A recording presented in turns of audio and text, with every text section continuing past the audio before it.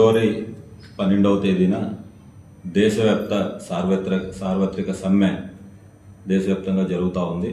ఈ సమ్మెకు కార్మికులకు మద్దతుగా revolutionary communist party of India RCPI Andhra Pradesh committee కూడా మేము మద్దతు తెలియజేస్తూ ఉన్నాం.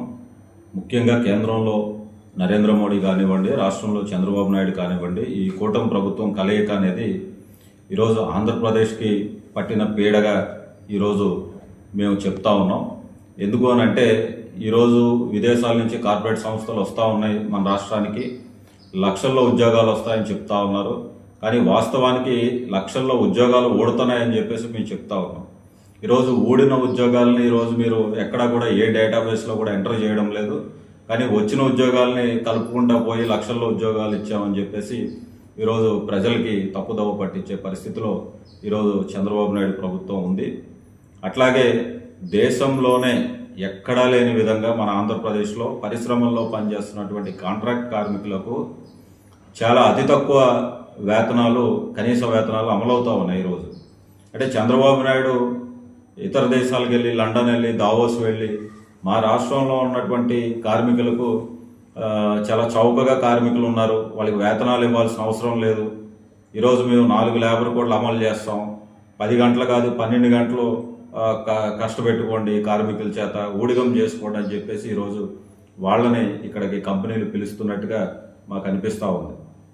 కాబట్టి ఈ యొక్క ప్రవర్తన చంద్రబాబు నాయుడు గారు కార్మిక వ్యతిరేక విధానాలని దాన్ని తిప్పికొట్టాలని చెప్పేసి మేము భారత విప్లవ కమ్యూనిస్ట్ పార్టీ ఆర్సీపీగా పిలుపునిస్తూ ఉన్నాం. కాబట్టి ఫిబ్రవరి 12వ తారీఖున జరిగే ఆంధ్రప్రదేశ్లో సమ్మె కూడా విజయవంతం చేయాలని చెప్పేసి మా పార్టీ శ్రేణులకు పిలిపిస్తూ ఉన్నాం. నా పేరు రంబాల సతీష్, ఆంధ్రప్రదేశ్ రాష్ట్ర కార్యదర్శి. ఈ కార్యక్రమం ఎక్కడ జరుగుతుంది? ఈ కార్యక్రమం మాకున్నటువంటి జిల్లాల్లో అన్ని జిల్లా కలెక్టర్ కార్యాలయాల వద్ద కూడా నిరసన తెలియజేయాలని చెప్పేసి మేము పిలుపునిస్తా ఉన్నాం. అంటే నిరసన కార్యక్రమమా లేదంటే ఆత్మీయ సభనా?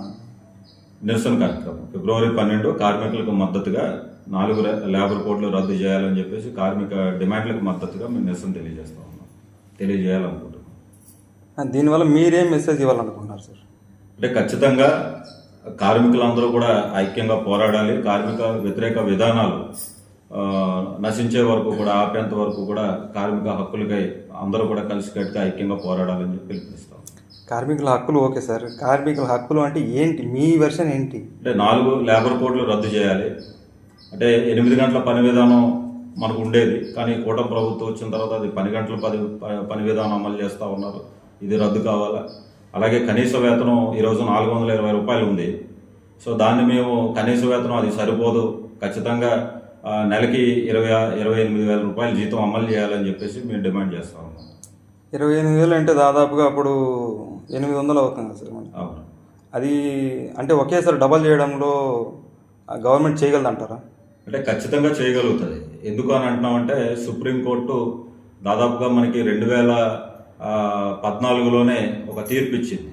అంటే ఇన్ఫ్లేషన్కు అనుగుణంగా జీతభత్యాలు అనేవి ఫార్ములేట్ చేసి వాళ్ళకి కనీస వేతనం అమలు చేయాలి అనేది ఒక డిమాండ్ ఉంది. కానీ ఆ డిమాండ్ని ఏ పాలక వర్గాలు కూడా పట్టించుకోవడం లేదు. అంటే కనీసంగా ఈరోజు ఒక కుటుంబం బతకాలి అని అంటే వాళ్ళు కట్టుకునే స్కూల్ ఫీజులు కానివ్వండి, మందుల ఖర్చులు కానివ్వండి, బుక్స్ ఫీజు కానివ్వండి, పెరుగుతున్న ధరలకు అనుగుణంగా ఈరోజు ఇన్ఫ్లేషన్ చాలా పెరిగిపోయింది. అంటే దాదాపుగా ఎకనామిక్ సర్వే ఆఫ్ ఆంధ్రప్రదేశ్ కానీ ఇండియా కానీ ఇచ్చిన రిపోర్ట్లో ఆంధ్రప్రదేశ్లో దాదాపు లాస్ట్ మార్చికి 42% ఇన్ఫ్లేషన్ ఉంది. నువ్వు 42% ఇన్ఫ్లేషన్ పెట్టుకొని మీరు కేవలం 2% వేతనాలు పెంచితే ఎట్లా సాధ్యపడుతుంది? సాధ్యపడదు కదా. అంటే 2% పెంచారని మీరే అంటున్నారు కదా, అదే మరి ఇప్పుడు